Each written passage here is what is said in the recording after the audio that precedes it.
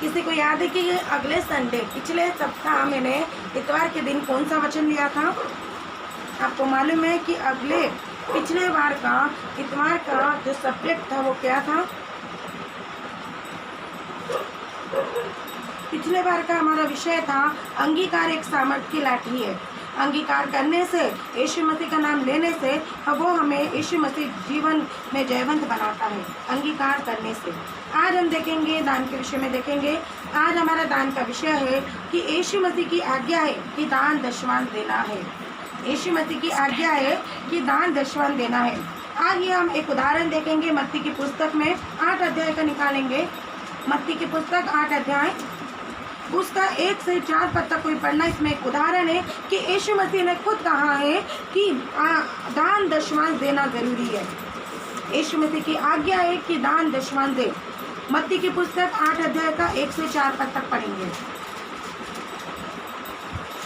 सब जन निकालना। मत्ती की पुस्तक 8 अध्याय का 1 से 4 पद तक कोई पढ़ देना। जब वह उस पहाड़ से उतरा तो एक बड़ी भीड़ उसके पीछे हो ली, और देखो एक कोढ़ी ने पास आकर उसे प्रणाम किया और कहा, हे प्रभु, यदि तू चाहे तो मुझे शुद्ध कर सकता है। यीशु ने हाथ बढ़ाकर उससे छुआ और कहा, मैं चाहता हूँ, तू शुद्ध हो जा। और वह तुरंत कोढ़ से शुद्ध हो गया। यीशु ने उससे कहा, देख, किसी से न कहना, परंतु जाकर अपने आप को याजक को दिखा, और जो चढ़ावा मूसा ने ठहराया है उसे चढ़ा, ताकि लोगों के लिए गवाही हो। यहाँ पर हम वचन देखते हैं कि यहाँ पर एक मनुष्य है जिसे कोढ़ की बीमारी है। वो कोढ़ से चंगा कैसे हुआ? यीशु मसीह ने कोढ़ यानी एक रोगी को चंगा किया। चंगा करने के बाद यीशु मसीह ने 4 पद, हमारा मुख्य पद है, 4 पद में लिखा हुआ है कि यीशु ने उस कोढ़ वाले व्यक्ति से कहा, देख, किसी से ना कहना। यानी जब वो कोढ़ से शुद्ध हो गया तब यीशु मसीह ने उससे कहा, देख, किसी से ना कहना, परंतु जाकर अपने आप को याजक को दिखा, और जो चढ़ावा मूसा ने ठहराया है उसे चढ़ा, ताकि लोगों के लिए गवाही हो। इसमें हम देखते हैं इस 4 पद में 3 बातें हैं। पहली है कि चंगाई के बाद अपने आप को याजक को दिखा।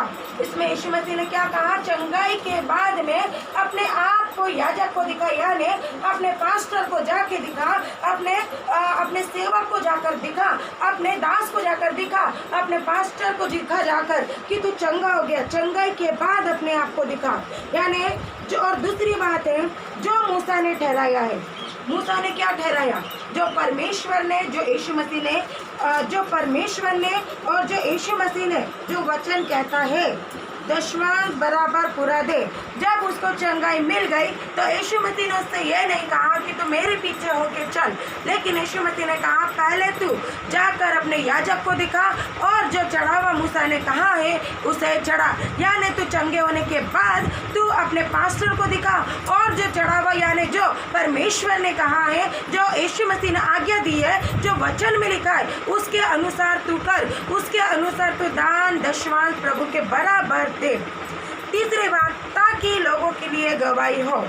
लोगों के लिए गवाही होने का मतलब है कि कलीसिया के हर एक जन, कलीसिया में हर एक जन, चाहे वो बच्चे हो, चाहे वो बड़े लोग हो, चाहे वो बुजुर्ग लोग हो, चाहे वो छोटे बच्चे, चाहे पढ़ने वाले बच्चे हो, चाहे वो बिन पढ़े लिखे लोग हो, चाहे कोई भी हो, चाहे एक 6 साल का 8 साल का बेटा क्यों ना हो, चाहे हम घर में काम करने वाले ही क्यों ना हो, चाहे हम बाहर काम करते ही क्यों ना हो, लेकिन वचन क्या लिखा है कि कलीसिया के हर एक जन को दशमांश दान देना है, क्योंकि परमेश्वर की आज्ञा है, परमेश्वर का वचन में लिखा है, और यीशु मसीह ने आज्ञा दी है।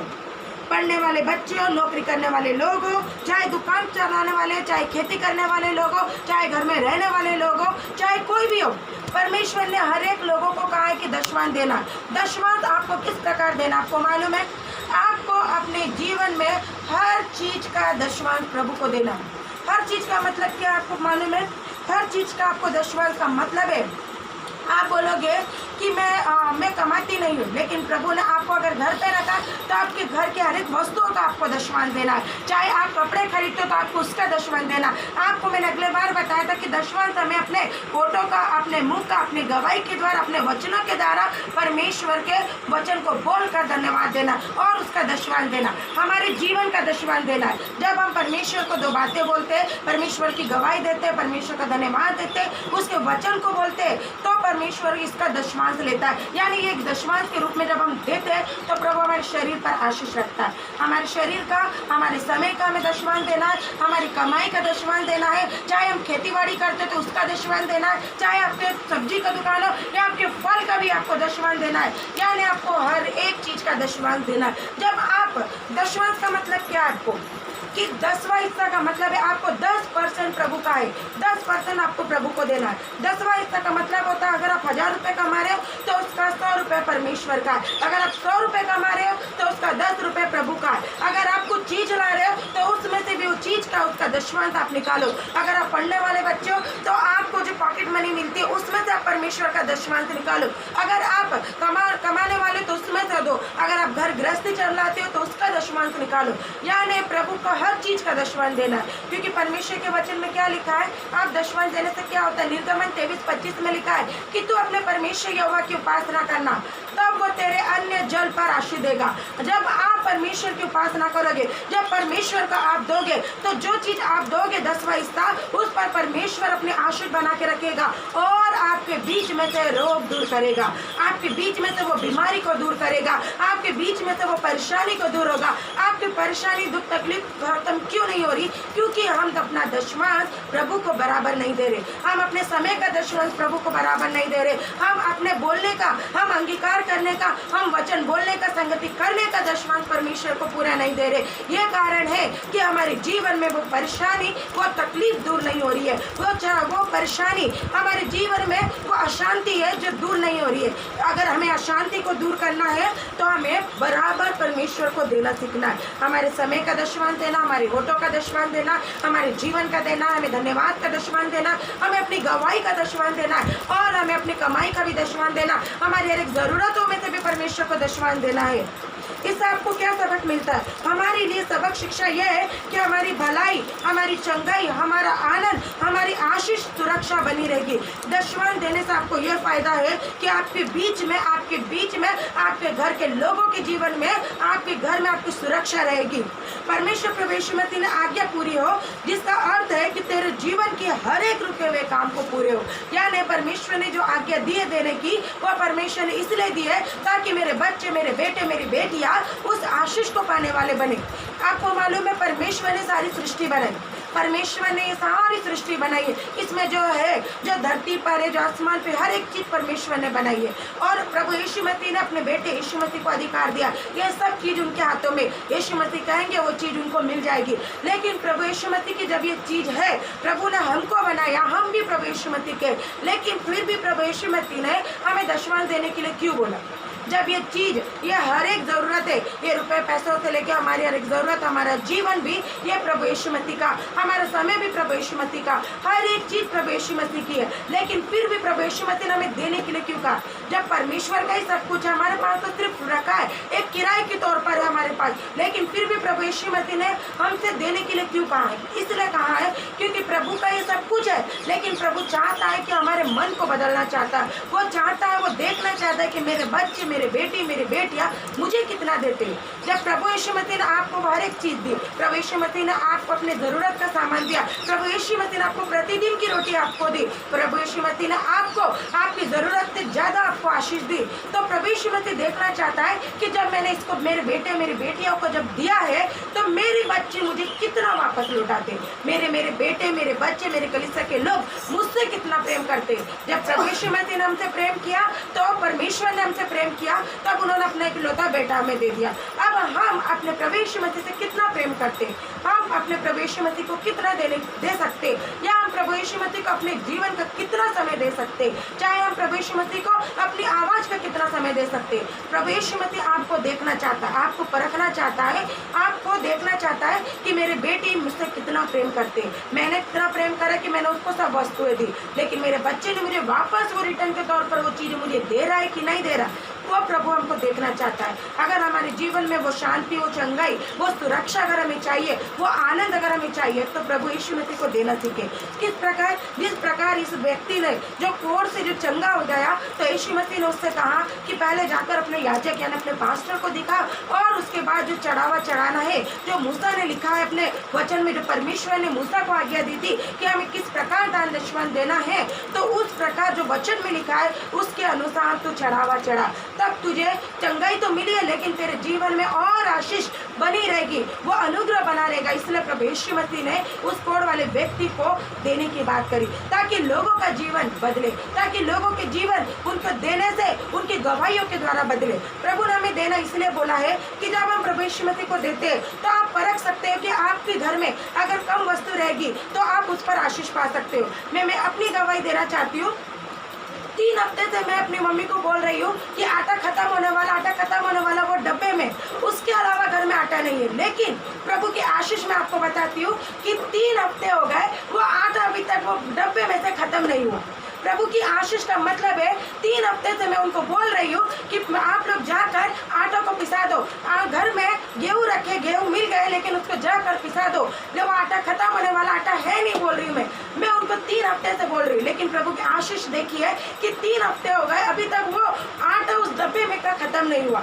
यानी प्रभु की आशीष को आप परखो। प्रभु की आशीष कैसे मिलते हैं आपको मालूम है कि हमारे पास में एक पास्टर आया था, लेकिन प्रभु यीशु मसीह की अगुवाई हुई कि एक पास्टर, मम्मी ने उसको फोन किया, वो पास्टर ने अपनी लॉकडाउन के वजह से उनके घर में प्रॉब्लम चल रही थी, लेकिन हमने मन में सोचा था कि हमारे घर में जो भी पास्टर आएगा, जो भी प्रार्थना करने आएगा, तो हम उसे अपने दशमांश के रूप में हम उन्हें कुछ देंगे, चाहे वो पास्टर कोई भी हो, चाहे वो साइकिल से, चाहे गाड़ी से, लेकिन जिसको ज़रूरत है हम भी अपना उसको दशमान देंगे। हमने ये एक दूसरे को डिसाइड करा था, और प्रभु का धन्यवाद हो कि एक दास का फ़ोन आया, उन्होंने फ़ोन किया और उसने अपनी परिस्थिति बताई कि उनके घर में खाने की भी प्रॉब्लम है।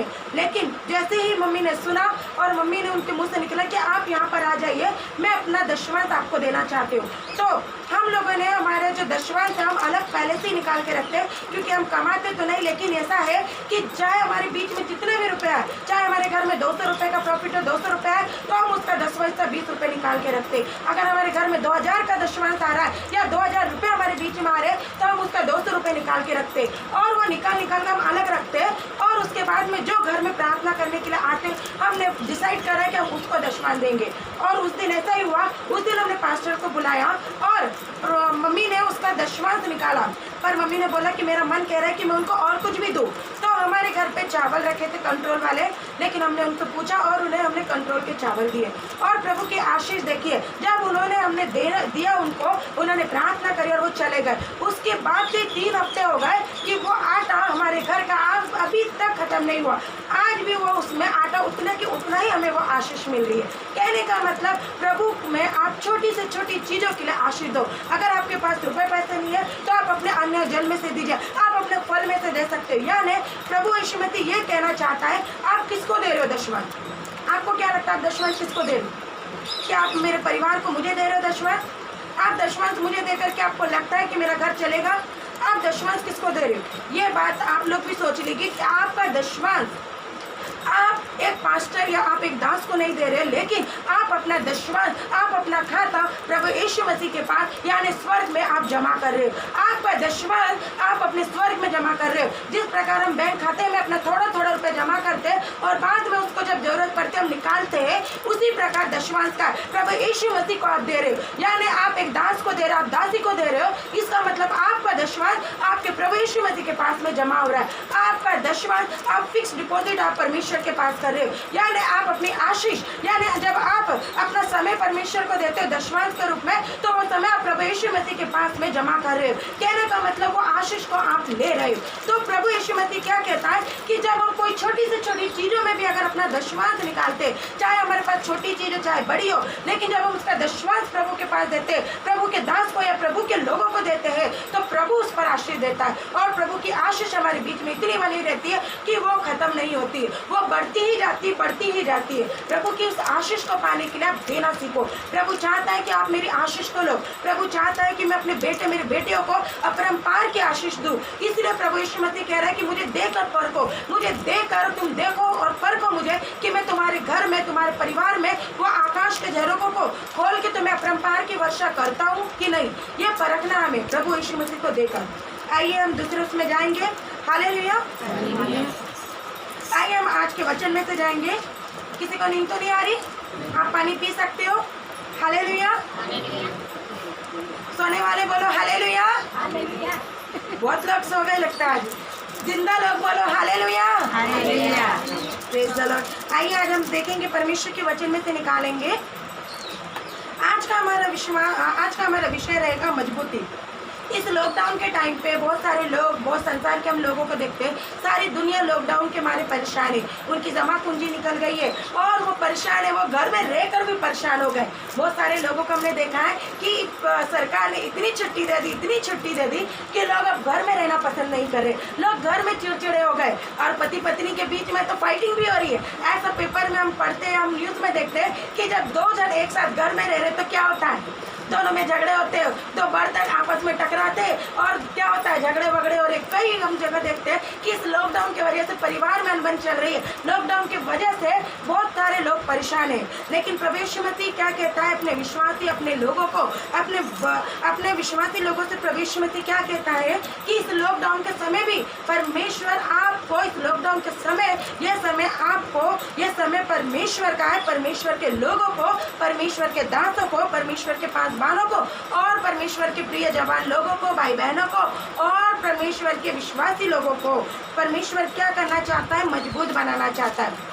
परमेश्वर आपको ये लॉकडाउन के समय में भी परमेश्वर आपको मजबूत बनाना चाहता है। किस प्रकार आपको मालूम है, अय्यूब के जीवन में जब परेशानी आई तो अय्यूब की परेशानी जाने के बाद उसने परमेश्वर को धन्यवाद दिया। क्या परमेश्वर का आदर मान किया? कब करा उसने कब करा? जब वो परेशानियों से घिरा हुआ था, जब उसके बच्चे, उनका परिवार छीन लिया था, जब उसके जो जितनी धन संपत्ति थी वो उसके बीच में से चली गई थी, उसमें भी उस समय परमेश्वर ने उसको मजबूत बनाया। उसने परमेश्वर का हाथ पकड़ा और वो मजबूती के साथ उभर के आया। यानी ये जो समय है संसार के लोगों के लिए बहुत दुख, बहुत कठिनाई वाला है, लेकिन प्रभु यीशु मसीह ने हमें ये समय इसलिए दिया है ताकि हम परमेश्वर के वचन में मजबूती के साथ में पकड़े, मजबूत होते जाए। परमेश्वर हमसे और आपसे ये कहना चाहता है कि प्रभु यीशु मसीह की सफलता, परमेश्वर का अनुग्रह आपके ऊपर कब आपको दिखाई देगा? जब आप परेशानी से घिरे रहते हो। परेशानी से घिरने का मतलब है कि प्रभु आपको आज उठाने वाला है।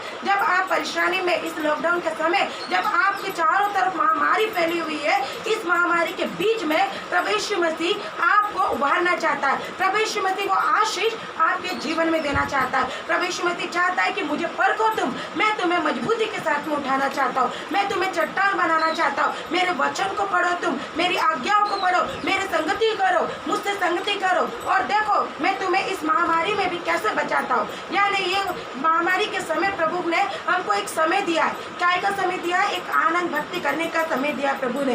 प्रभु क्या चाहता है कि इस मेहनत करो, इस मजबूती का दौर है, ये मजबूती का समय परमेश्वर ने हमको दिया है। इसलिए आपको और मुझे और अपने सभी लोगों को मेहनत और परिश्रम करना, मजबूत बनने के लिए मेहनत और परिश्रम करना है।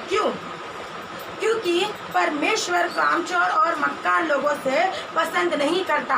क्योंकि परमेश्वर बुद्ध, अज्ञानी या कम ज्ञान रखने वाले पासवानों से, वो विश्वासी लोगों से, वो जवान भाई बहनों को परमेश्वर पसंद नहीं करता। क्योंकि परमेश्वर झूठी, घमंडी, स्वार्थी, पासवान से, सेवक से, दास से, दासी से प्रभु पसंद नहीं करता। क्योंकि परमेश्वर भेड़ों को चराने वाले या दूसरों की कलीसिया को तोड़ने वाले लोगों को परमेश्वर पसंद नहीं करता। परमेश्वर क्या चाहता है कि ये जो समय है ये हमारी मजबूती का समय। आप मजबूत बनो, आप परमेश्वर के वचन के चट्टान की तरह खड़े रहो। ये आपको प्रभु ने ये समय इसलिए दिया है, जब आप अगर घर में हो, इस लॉकडाउन में, इस महामारी के समय जब घर में आप बैठे हो, तो प्रभु चाहता है कि आप मेरे लिए कुछ करो, परिश्रम करो, मेहनत करो मजबूती के साथ में, और वचन को पकड़ कर आगे चलो। क्योंकि परमेश्वर ऐसे लोगों से प्रसन्न नहीं होता जो काम चोर करके घर में बैठे। घर में इतना समय हमारे पास में, फिर भी हम प्रभु के लोगों से या प्रभु से क्या कहते हैं पता है आपको? प्रभु मेरे पास तो समय ही नहीं है। अरे हम सब घर में बैठे हैं, घर में प्रभु की आराधना कर सकते हैं, लेकिन फिर भी कई विश्वासी लोगों को मैंने देखा है कि जब भी हम बात करते हैं या फोन पे उनको बोलते हैं, तो वो क्या बोलते हैं? हमारे पास तो संगति करने का समय ही नहीं है। अच्छा, तो हम पूछते आप ड्यूटी करो? नहीं, लॉकडाउन चल रहा है, घर में है। तो घर में हो तो आपके पास इतना समय नहीं है कि आप प्रभु के लिए 2 घंटे या आधा घंटा निकाल दो या प्रभु की संगति में बैठो। नहीं, समय ही नहीं है। लेकिन हम घर में बैठे, लेकिन हम प्रभु को भक्ति आराधना नहीं कर रहे, हम प्रभु के वचन को नहीं पढ़ रहे। हम घर में है। प्रभु क्या चाहता है? प्रभु की आपको सफलता आपको कब नजर आएगी? जब आप गिरोगे, जब परेशानी में गिरो, महामारी में गिरो, तब आपको मजबूती का दौर आता है। यानी परमेश्वर तब आपको उभारना चाहता है। ये मजबूती का समय है। परमेश्वर चाहता है कि हर एक लोग, हर एक आप विश्वासी लोग, हर एक लोग, हर एक पासवान, चाहे दास दासी हो, चाहे मसीही लोग हो, हर एक लोग अपनी कमजोरी, अपनी अज्ञानता, अपना घमंड, अपना छल, अपना कपट, अपने बुरे विचारों की आदत को बदले। परमेश्वर हर एक लोगों से ये चाहता है कि वो अपने आलस को बदले। वो जब ये समय प्रभु यीशु मसीह ने इसलिए दिया है ताकि हम उसकी आराधना को कर सके, उससे मजबूत बन सके, उसकी मजबूती को हम पकड़ सके, उसके वचन को पकड़ कर आगे चल सके। उसे वचन को पकड़ने के लिए हमें मेहनत और परिश्रम करना पड़ेगा। प्रभु चाहता है कि आप कामचोर या आलसी बनकर घर में ना बैठे, लेकिन उसके वचन को लेकर आगे बढ़े। पहली बात, देना। एक पासवान, एक कलीसिया को परमेश्वर को अपना पहला ज्यादा समय देना। प्रभु यीशु मसीह ने ये महामारी के समय परमेश्वर चाहता है कि आप अपना समय प्रभु यीशु मसीह को दो। आप अपना कीमती समय, अगर आप घर में हो या कहीं हो या आप बाहर भी गए हो, तो आप अपना समय प्रभु यीशु मसीह को दो। आप घर में हर एक चीज़ का समय निकालते हैं। हम खाने पीने का समय निकालते हैं, हम उठने बैठने का, नहाने का, धोने का, कपड़े धोने का, बर्तन घसने का, झाड़ू मारने का, हर चीज़ का हमने समय बना के रखा। उसी प्रकार हमें अपने परमेश्वर के लिए, अपने यीशु मसीह के लिए एक समय बनाओ, समय दो परमेश्वर को। दूसरा नम्रता। दूसरा है नम्रता। आपको मालूम है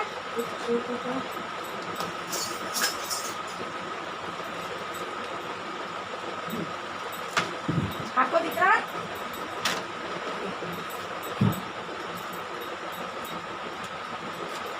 ये आपको क्या दिख रहा है? आप बताइए। ये आपको किसी भी एंगल से गोल दिख रहा है? गोल है, लेकिन बीच बीच में मैंने ये डैश दिए, स्पेस दिए थे। क्यों दिए? परमेश्वर आपको क्या बनाना चाहता है? आपको मालूम है? नम्रता। नम्रता कैसे बनेंगी? परमेश्वर चाहता है कि इसमें कोई छोर ना हो, और इसमें तो छोर ही छोर है, इतने सारे गैप है। परमेश्वर आपको एक जीरो के समान बनाना चाहता है। कैसे? आपको पता है? ये क्या है? ये पूरा गोल है। इसमें आपको कोई छोर नजर आ रहा है? कहीं ऐसा दिख रहा है कि कोई जगह खाली हो या कोई अंदर घुस जाता लग रहा है क्या? ये गोल है। तो परमेश्वर आपको जीरो बनाकर आपको कुछ छोर नहीं बनाना चाहता। परमेश्वर आपको नम्रता देना चाहता है। कैसे? एक कलीसिया के लोगों को छोर नहीं, परंतु जीरो बनकर परमेश्वर की आराधना करना है। कैसे? सुबह, दोपहर, शाम, रात, हर दिन परमेश्वर के वचन का मनन, चिंतन और अध्ययन करना है। किसके समान? जीरो के समान, जिसमें कोई छोर नहीं। यानी आपको कोई शैतान आपको बहका नहीं सकता, या आपको संसार के बुरे लोग आपको शैतानी चालों में, अभिलाषाओं में फंसा नहीं सकता, या आपको कोई परेशानी घेर नहीं सकती। आपको ऐसा छोर बनाना, परमेश्वर छोर नहीं बल्कि जीरो बनाना चाहता है। ये गोल आकार के समय कि मेरे बेटे, मेरी बेटियां, मेरे बच्चे, ये सब मेरी बाउंड्री में अंदर में रहे। कैसे? जब हम परमेश्वर के वचन का अध्ययन करते, जब उसके वचन का मनन करते, तब हमें परमेश्वर अपने घेरे में रखना चाहता है। कैसे घेरे में? ये एक बिंदी के समय। ये समझो, ये आप हो, ये हर एक विश्वासी कोई भी हो सकता ही है। जब आप परमेश्वर के वचन को मनन करोगे, अध्ययन करोगे, चिंतन करोगे, तो प्रभु यीशु मसीह जब हम चारों तरफ अपना गोल आकार देंगे तो प्रभु आपको वो सुरक्षा में लेकर चलेगा। प्रभु आपको जीरो बनाना चाहता है ताकि आप जीरो बनकर इस गोल की तरफ परमेश्वर की आराधना में, संगति में अध्ययन करते रहो। और तीसरी बात, परमेश्वर आपको दूसरे लोगों के लिए, संसार के लोगों के लिए उन्हें सिखाने वाला, आपको बताने वाले बनाना चाहता है। परमेश्वर आपको ये समझाना चाहता है, आपको नया बनाना चाहता है कि आप दूसरे लोगों का जीवन बचाया जाए। प्रभु क्या चाहता है कि आप दूसरे लोगों के लिए जीवन की ज्योति बने। दीपक का काम क्या होता है आपको पता है? दिए का काम क्या होता? दिया हम लगाते हैं ताकि लोगों को रोशनी मिले। जब दिया आप घर में एक 4 घर है और पूरा अंधेरा, उसमें एक दिया लगा दो तो वो रोशनी चारों तरफ फैलती है। उसी प्रकार परमेश्वर का वचन हमें दिया बनाना चाहता है कि हमारे जीवन के द्वारा बाकी जो हमारे आजू बाजू के लोग हैं, जो हमारे परिवार के लोग, जो हमारे मित्र पड़ोसी लोग हैं, वो भी उजाला पाए, उस दीपक के, उस उजाले के घेरे में आ जाए। प्रभु आपको बनाना चाहता है। और प्रभु क्या चाहता है? जो भूले भटके, जो टूटे फूटे स्वार्थी लोग हैं, जो लालची, जो विरोधी है, जो हिंसक है, जो अविश्वासी के समान है, उन्हें आप नम्र दीन यानी इस गोले में लेकर आने वाले बनाना चाहता है। नम्र दीन और योग्य बनाना चाहता है प्रभु, इस जीरो के समान, जिसमें कोई छल, कोई छोर ऐसा नहीं कि कोई बाहर की चीज़ आपके पास में आ जाए। परमेश्वर आपको जीरो यानी गोल बनाना चाहता है। आइए हम वचन में से कुछ बातों को सीखेंगे। निर्गमन की पुस्तक निकालना आप लोग। हालेलुया। सोने वाले लोग बोलो हालेलुया। जागने वाले बोलो हालेलुया। निर्गमन की पुस्तक आपको मिलेगी पुराने नियम में, दूसरी पुस्तक है निर्गमन 2 अध्याय का 20 पद हम पढ़ेंगे। पुराने नियम की दूसरी पुस्तक है। उत्पत्ति के बाद आपको निर्गमन मिलेगा। निर्गमन 2 अध्याय का 20 पद पढ़ेंगे। तब उसने अपनी बेटियों से कहा, वो पुरुष कहाँ है? तुम उसको क्यों छोड़ आई हो? उसको बुला ले आओ कि वह भोजन करे। वचन यहाँ पर हम देखेंगे, छोटे छोटे रूप में पढ़ेंगे। निर्गमन सबका निकला 2 अध्याय का 20 पद।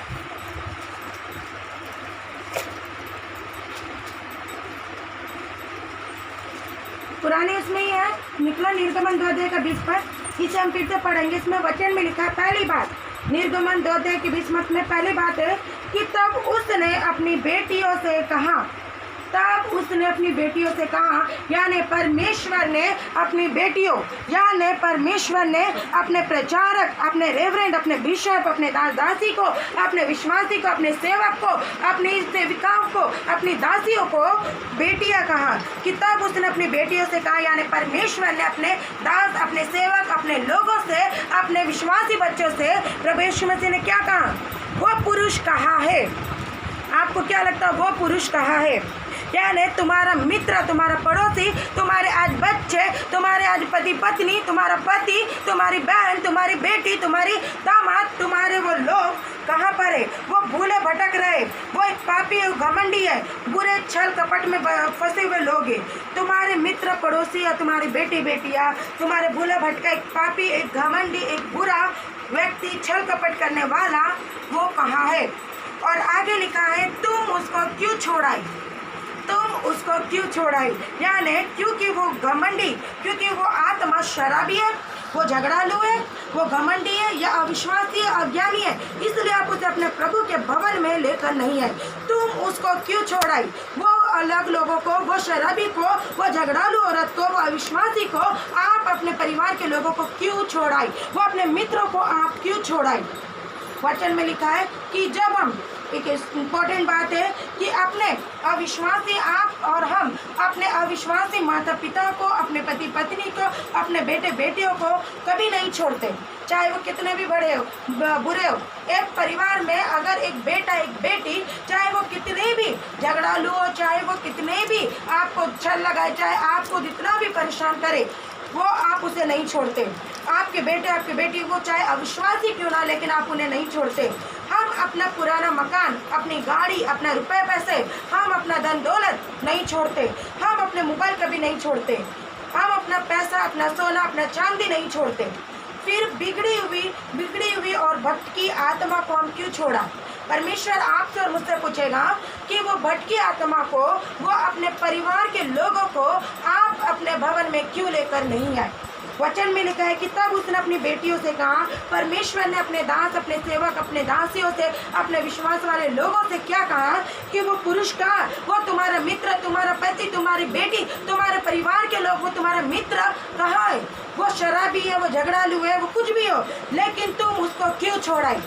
जब हम अपने परिवार में, एक परिवार में, हमारे परिवार में चाहे वो बिगड़ा हुआ इंसान क्यों ना रहे, लेकिन हम उसको छोड़ते नहीं। चाहे हमारे घर में पुराना मकान हो तो भी हम उसको छोड़ते नहीं। चाहे हमारे घर में वो सोना चांदी, हम उसके नहीं छोड़ते। लेकिन हम फिर बिगड़ी और भटकी आत्मा को क्यों छोड़ाए, क्यों उसको, क्योंकि परमेश्वर के वचन में लिखा है उसको बुला ले आओ, उसको बुला ले आओ। वो भटकी आत्मा को, वो हमारे जो अविश्वासी वाले, परमेश्वर को ना मानने वाले वो लोगों को उसको बुला ले आओ। परमेश्वर आपसे मुझसे क्या कह रहा है कि जब हम अपने लोगों को नहीं छोड़ते तो वो भटकती हुई आत्मा को हम क्यों छोड़ाए, हम उनके लिए क्यों प्रयास नहीं कर रहे। उन लोगों को परमेश्वर चाहता है कि वो लोगों को हम उन्हें लेकर आए, उन्हें परमेश्वर के वचन में, परमेश्वर की आत्मा में लेकर आए। क्यों लेकर आए, क्यों लेकर आए कि परमेश्वर ने उन लोगों को क्यों बुलाया। वचन में आगे लिखा है कि वह भोजन करे।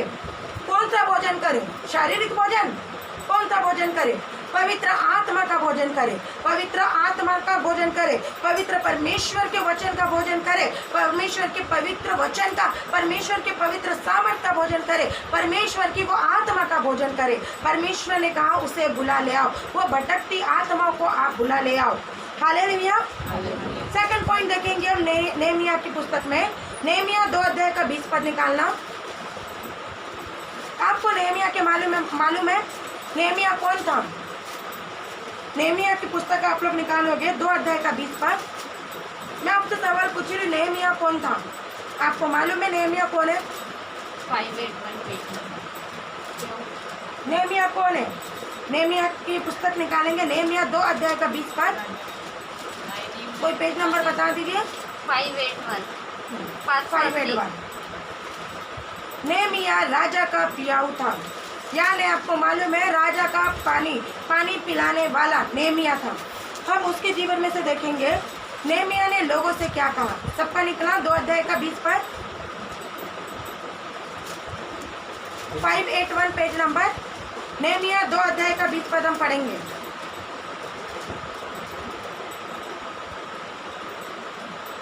सबने निकाला, पेज नंबर है 581। एजरा के बाद में आपको मिलेगा और एस्तर से पहले आपको मिलेगा 581।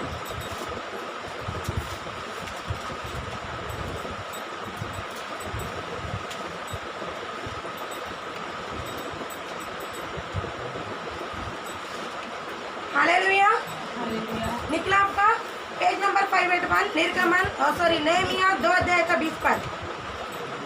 वचन में लिखा है, तब मैंने उसको उत्तर देकर उनसे कहा, स्वर्ग का परमेश्वर हमारे काम सफल करेगा, इसलिए कि हम उसके दास कमर बांध कर बनाएंगे, परंतु यरूशलेम में तुम्हारा ना तो कोई भाग, ना हक और ना स्मारक है। वचन यहाँ पर हम देखेंगे नेहमिया 2 अध्याय के 20 में कि स्वर्ग का परमेश्वर, सेकंड लाइन में लिखा है कि स्वर्ग का परमेश्वर हमारे काम सफल करेगा। स्वर्ग का परमेश्वर हमारे सारे काम को सफल करेगा।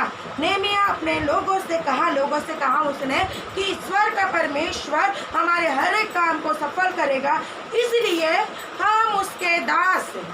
कौन है, इसलिए हम उसके दास, यानी हम पास्टर, चाहे हम हर जवान, हर एक भाई बहन, हर एक विश्वासी, हर एक कलीसिया के लोग, क्या हुआ, क्या करना है सभी को, इसलिए हम उसके दास, हम सभी दास लोगों को, हम सभी विश्वासी को, हम सभी मसीह लोगों को क्या करना है, कमर बांधकर।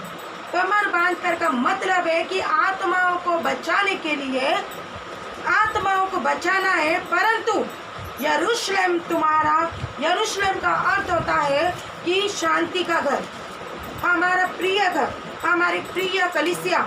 यरूशलेम का मतलब होता है हमारा प्रिय क्षेत्र। क्या लिखा है आगे, यरूशलेम के आगे, तुम्हारा ना तो कोई भाग, ना हक और ना स्मारक है। यानी आप वचन में लिखा है कि हमारा कुछ भी नहीं, परंतु उससे बाहर निकलना, बाहर जाना है हमें। परमेश्वर के नेहमिया ने क्या कहा लोगों से कि हमारा कुछ भी नहीं, यरूशलेम यानी हमारा घर, हमारी शांति का घर, हमारे कलीसिया के लोग, हमारा और कुछ भी नहीं, उससे बाहर निकलना, हमें बाहर जाना है। हम एक और दास के बारे में पढ़ेंगे, दूसरा राजा 2 अध्याय का 20 पद। हालेलुया। सिर्फ 5 मिनट में मैं खत्म करूंगी वचन को। दूसरा राजा 2 अध्याय का 20 पद भी निकालिए आप। हम यहाँ पर एलिशा के बारे में देखेंगे।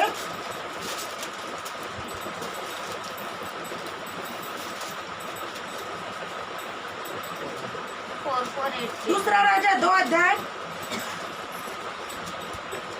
एलिशा परमेश्वर के दास, उसके पास में उनके कलीसिया के लोग, एक विश्वासी कलीसिया के लोग उसके पास में आते हैं। दूसरा राजा 2 अध्याय का 20 पद। पहले हम पढ़ेंगे दूसरा राजा 2 अध्याय का 19 पद पढ़ेंगे। एलिशा कौन है? प्रभु का दास। ठीक है, पेज नंबर है 448।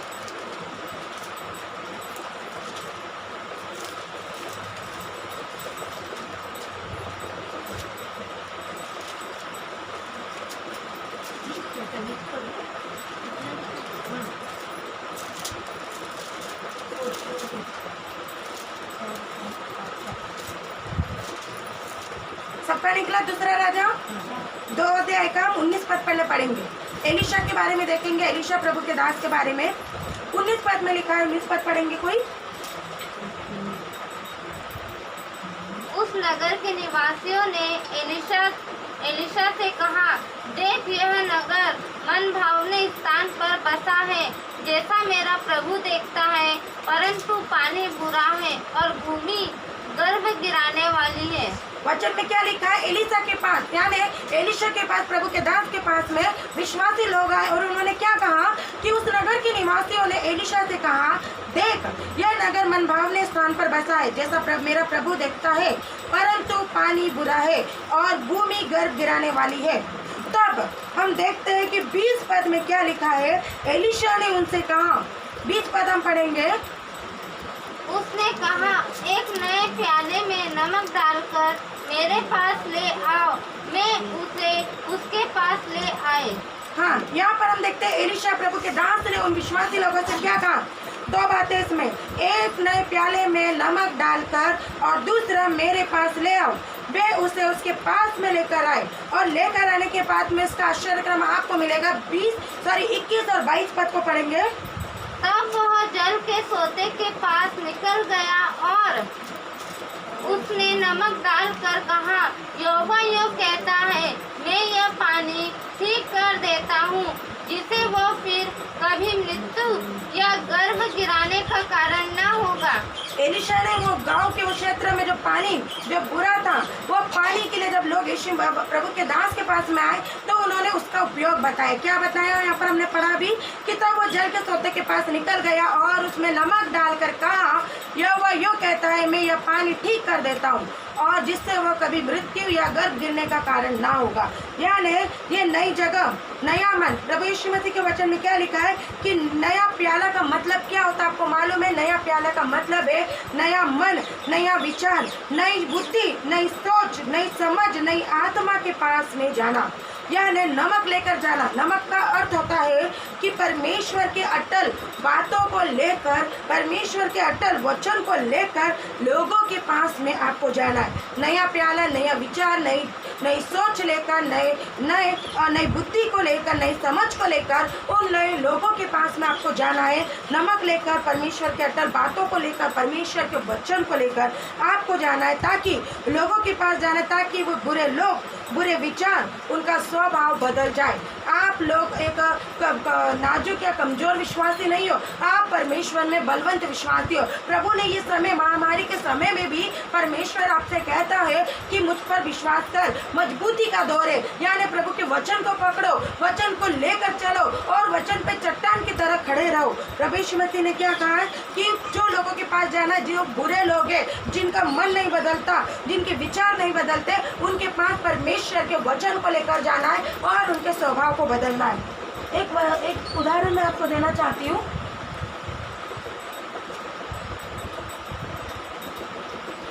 आपको मालूम है कि ईंट बनाने के लिए क्या लगता है? आपने सभी चीज देखी हो कि ईंट बनाने के लिए क्या लगता है? हाँ?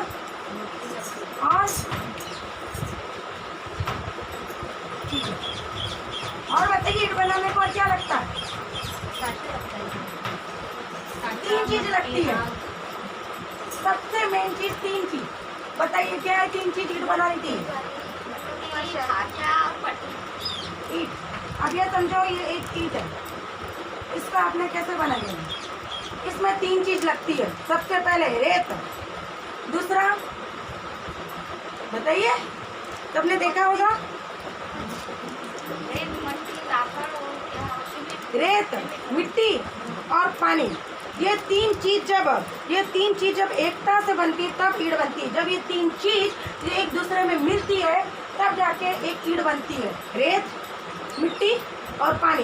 जब ये 3 चीज एक दूसरे से घुल मिल जाती है, जब वो एक दूसरे में रंग जाती है, जब वो एक दूसरे से मेल मिलाप कर लेती है, तब जाके वो एक ईंट बनती है।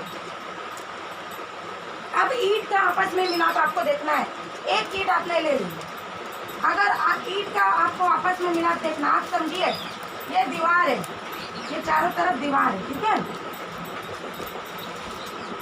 दीवारें बनाने के लिए ईंट क्या करती है बताइए?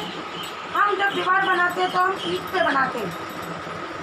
हम ईंट एक के ऊपर एक के ऊपर एक के ऊपर एक के ऊपर सीमेंट से लगाते दीवार बना देते हैं। एक दीवार बनती है, फिर दूसरी दीवार बनाते हैं हम, उसको ईंट क्या करते हैं? ईंट का काम। दूसरा पॉइंट कि आपस में कई ईंट जब एक दूसरे से मिलती है, जब एकता में दर्शाती है, तो वो मेल मिलाप से 4 दीवारें बनती है। जब वो एकता में लेती है, एक ईंट बनती है रेत, मिट्टी और पानी से। लेकिन जब ये सारी ईंटें जब मिलकर जब वो एकता मेल मिलाप को दर्शाती है, जब वो एक साथ मिलती है तो 4 दीवारें बनाती है। दीवारें 1 2 3 4, और दीवारें जब 4 बन जाती है ईंटों के द्वारा, तब तीसरी बार वो 4 दीवार की एकता कैसी रहती है आपको मालूम है? ये चारों दीवारों में एकता, ईंट ने अपनी एकता बता दी, ये सब एक दूसरे से मिलकर वो दीवार बना देती है। अब दीवार बनने के बाद में क्या बनता है? अरे सबने घर बनाया, 4 दीवारें अगर आपने लगा दी तो क्या बनता है? इनसे मिलकर घर बनता है। यानी 4 दीवार की एकता, मेल मिलाप, उनके विचारों से छत बनती है। छत बनती है, एक दीवार से फिर छत बनती है और घर कमरा बनता है। जो हमें बनाना वो बनता है 4 दीवारों से। एक ईंट के आपको ने देखा, और ईंट जब एक दूसरे से मिलती है एकता रहती है, तब वो दीवार बन जाती है। और दीवार बनने के बाद में उनकी एकता रहती है कि वो छत बनती है, और छत बनने के बाद वो बनता है घर। क्यों घर बनता है आपको मालूम है?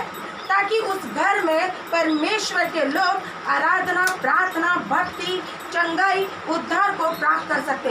वो एक घर बनने से वो परमेश्वर की आशीष उस घर में बनती है। परमेश्वर चाहता है कि उसमें आराधना, उसमें प्रार्थना, उसमें चंगाई, उसमें उद्धार, उसमें पश्चाताप रहे और वो सामर्थ को पाने वाले बने।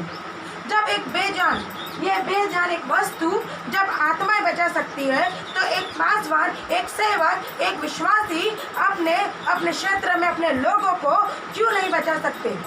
जब एक ईंट आपको दर्शाती है कि वो आपस में एकता को दर्शाती है, जब एक ईंट बनती है और जब ये एकता के साथ में लगाई जाती है तो 4 दीवारें बनती है। जब 4 दीवारों का जब एकता मेल होता है तब वो छत बनाते हैं। छत बनता है तो प्रभु से घर बनाता है, और घर में जब प्रभु की सेवा होती है, प्रभु के लोगों की, जब एक ईंट आपको ये सिखाती है, ये ईंट ये दर्शाती है एकता और मेल मिलाप को, तो एक पास्टर, एक विश्वासी, एक प्रभु के लोग में एकता क्यों नहीं है? वो दूसरी आत्माओं को बचाने के लिए एकता क्यों नहीं रख पाते?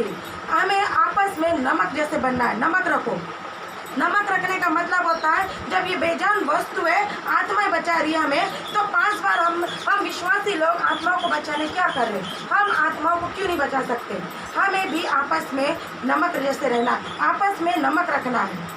हमें एक और उदाहरण देखेंगे। सबको शाऊल के बारे में मालूम है, मैं वचन नहीं निकलवाती, लेकिन मैं आपको सिर्फ बता देती हूँ। पीछे हट जाने का चिन्ह आपको मालूम है? जो विश्वासी, जो पासवान, जो प्रभु की संगति में आपस में मेल, आपस में एकता में नहीं रहते, वो पीछे हट जाने का आपको मैं बताती हूँ। हमने शाऊल के बारे में देखा है, फलिश्तियों की सेना को देखकर शाऊल डर गया था। आपको मालूम है, आपको पहला शमूएल के उदाहरण में मिलेगा कि शाऊल पहला शमूएल 28 अध्याय के 5 पद में लिखा है कि फलिश्तियों की सेना को देखकर शाऊल डर गया और उसका मन अत्यंत भयभीत और कांप उठा। शाऊल कौन है? शाऊल को परमेश्वर ने अभिषेक किया था। फलिश्तियों के हाथ से इस्राएल को मुक्त कराने के लिए ही परमेश्वर ने अभिषेक किया था शाऊल का।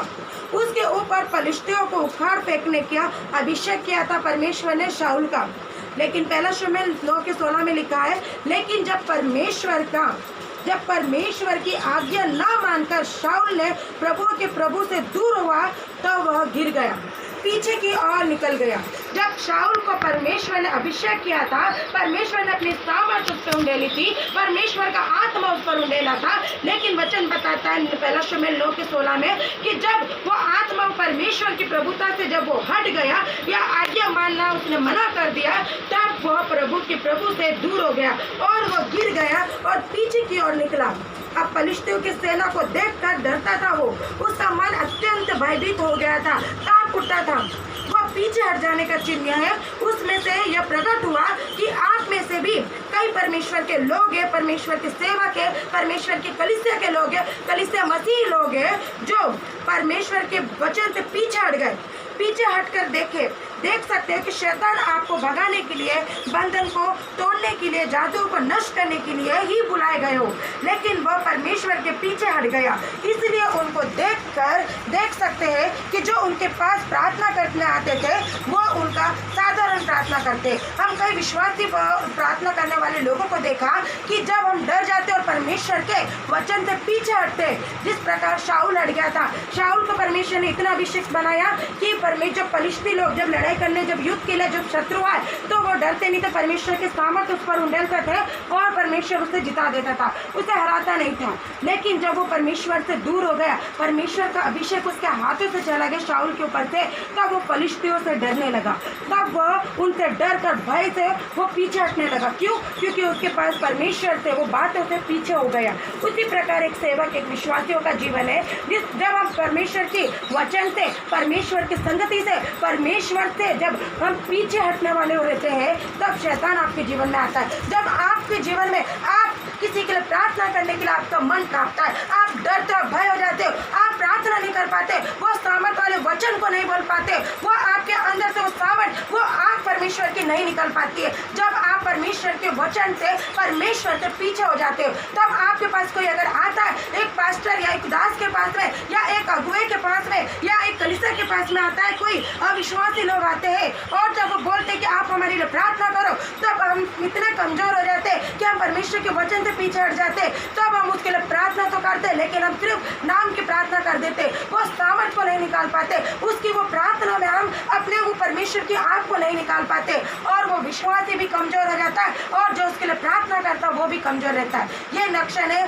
परमेश्वर के वचन से पीछे हटने का। इसलिए परमेश्वर क्या कहता है कि हमको शाऊल की तरह नहीं बनना, हमें परमेश्वर के वचन से पीछे नहीं हटना, हमें वो डर की आत्मा, वो भयभीत वाली आत्मा को लेकर नहीं चलना। परमेश्वर ने डर पर, भय पर, सब पर विजय प्राप्त की है। परमेश्वर ने बीमारों के ऊपर जय प्राप्त किया, संसार के ऊपर जय प्राप्त किया, तो हमारे जीवन के ऊपर उसने जय प्राप्त किया। लेकिन प्रभु क्या चाहता है कि मेरे बच्चे, मेरे बेटियां वो परमेश्वर के पास में रहे, परमेश्वर को जाने और आगे बढ़े, ईंट के समान एकता रखे, मेल मिलाप रखे, ताकि ईंट के समान जब हम एक दूसरे से मिलेंगे, जब एक दूसरे के साथ हमारा एकता होगा, मेल होगा, तब हम कई आत्माओं को बचा सकते, कई आत्माओं को परमेश्वर के भवन में ला सकते, जो भटक रहे, जो भूले भटक रहे, उन लोगों को हम परमेश्वर के पास में ला सकते।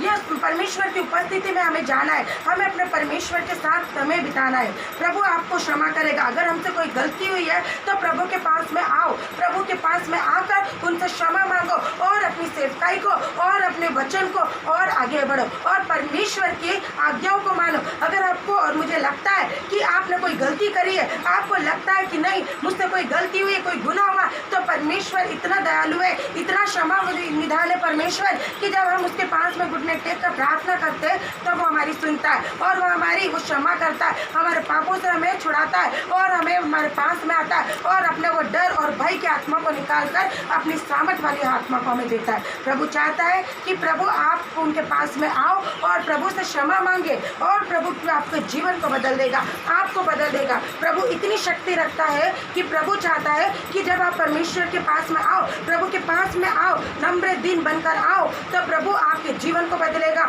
आपके पिता और पुत्र की और पवित्र आत्मा की महिमा का होने का आपको एहसास होगा। आप जब परमेश्वर की बाउंड्री में आ जाओगे और परमेश्वर के बीच में आ जाओगे तो परमेश्वर आपके चारों तरफ सुरक्षा का बाड़ा बांधेगा। परमेश्वर आपके चारों तरफ उस महामारी से बचाएगा। इस संकट में लोग परेशान है, दुख में, परेशानी में, हालत उनके खराब है, वो सोच रहे कि हम आगे क्या करेंगे, आगे कैसे रहेंगे। ये संसार के लोगों का काम है, लेकिन प्रभु के लोगों के लिए यह आनंद की बात है। प्रभु चाहता है कि इस लोक इस महामारी के समय में भी प्रभु ने आपको ये सुंदर समय दिया है कि हम उसकी संगति में आगे बढ़े, उसके वचन में आगे बढ़े और उसे पकड़ कर आगे चले। प्रभु इस वचन पर आशीष दे।